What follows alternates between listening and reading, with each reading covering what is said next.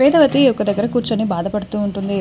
అప్పుడే చందు సా చందు, ధీరజ్, ప్రేమ వాళ్ళు వేదవతి దగ్గర ఉండి మాట్లాడుతూ ఉంటారు. ఏంటి ఎందుకు ఇలా ఉన్నారు అని అడుగుతూ ఉంటే అప్పుడే నర్మదా సాగర్ కూడా అక్కడికి వస్తారు. రే సాగర్ ఇలా రారా అని పక్కన కూర్చోబెట్టుకొని, రే మీరందరూ ఎప్పుడైనా ఇలానే కలిసి ఉండాలరా, ఒక్క మాట మీదే ఉండాలరా, ఎలాంటి పరిస్థితి వచ్చినా మీరు విడిపోవద్దురా అని బాధపడుతూ చెప్తూ ఉంటే, ఏంటమ్మా ఇప్పుడు ఎందుకు ఇవన్నీ చెప్తున్నావు అని అంటూ ఉంటే, ఇంకా వీడేమో 20 లక్షలు జానకి గారికి ఇవ్వమని పంపిస్తే వీడు జాబ్ టెన్షన్లో ఉండి ఆ డబ్బులు ఇవ్వలేదని అన్నాడు. తను వచ్చి ఎలా మాట్లాడిందో చూశారు కదా, మీ నాన్న ఆ బంధాలు ఎక్కడ దూరం అయిపోతాయని చాలా బాధపడుతున్నారా, నేను ఆయనను అలా చూడలేకపోతున్నాను, దయచేసి మీరందరూ ఒక మాట మీద నిలబడండిరా, ఎప్పుడు ఎలాంటి సిచ్యువేషన్ వచ్చినా మీరు విడిపోవద్దురా, ఈ ఇంటిని ముక్కలు చేయకండిరా అని బాధపడుతూ ఉంటే, అలాగే అమ్మా నువ్వు ఎందుకు ఇప్పుడు అంతా ఆలోచిస్తున్నావు అని అంటూ ఉంటే, ఏమోరా మీ నాన్నని చూస్తుంటే మీ నాన్న మనసులో కూడా ఇదే ఉంది, ఆయన చాలా బాధపడుతున్నారా, నాకు మీరు మాట ఇవ్వండి అని వాళ్ళ ముగ్గురు దగ్గర మాట తీసుకుంటుంది. అలాగే అమ్మ మేము ఎప్పుడు విడిపోమో ఒక్క మాట మీదే ఉంటాము అని